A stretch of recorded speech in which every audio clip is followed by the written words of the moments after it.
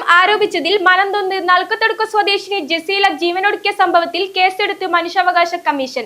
സംഭവത്തിൽ ജില്ലാ പോലീസ് മേധാവി അന്വേഷണം നടത്തി ഒരാഴ്ചക്കുള്ളിൽ റിപ്പോർട്ട് സമർപ്പിക്കണമെന്ന് കമ്മീഷൻ ആവശ്യപ്പെട്ടു.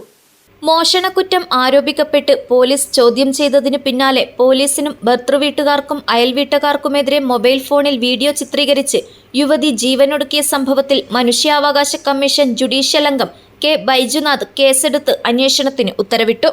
വാർത്തയ്ക്ക് ആധാരമായ വിഷയത്തിൽ കാസർഗോഡ് ജില്ലാ പോലീസ് മേധാവി അന്വേഷണം നടത്തി ഒരാഴ്ചയ്ക്കുള്ളിൽ റിപ്പോർട്ട് സമർപ്പിക്കണമെന്ന് കമ്മീഷൻ ആവശ്യപ്പെട്ടു. മാർച്ചിൽ കാസർഗോഡ് നടക്കുന്ന സിറ്റിംഗിൽ കേസ് പരിഗണിക്കും. ആലമ്പാടി നാൽക്കടുക്കയിൽ നബീസത്ത് ജസീലയാണ് ജീവനൊടുക്കിയത്.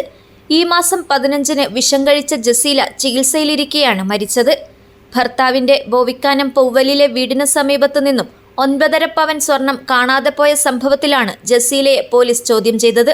അയൽവാസിയും ജസീലയുടെ ഭർതൃവീട്ടുകാരും ജസീലയുടെ വീട്ടിലെത്തി പ്രശ്നമുണ്ടാക്കിയതിനു പിന്നാലെയാണ് വിഷം കഴിച്ചത്. താൻ മാനസിക സംഘർഷം അനുഭവിക്കുകയാണെന്നും മോഷ്ടിച്ചിട്ടില്ലെന്നും ചൂണ്ടിക്കാട്ടി ജസീല വീഡിയോ ചിത്രീകരിച്ച് ബന്ധുക്കൾക്കും സുഹൃത്തുക്കൾക്കും അയച്ചുകൊടുത്തിരുന്നു.